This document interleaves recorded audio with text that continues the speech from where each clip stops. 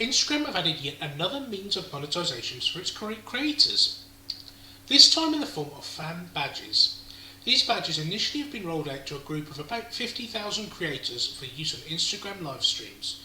Creators will be able to offer these badges to fans to purchase, allowing them to stand out in the comments and show their support for the creator.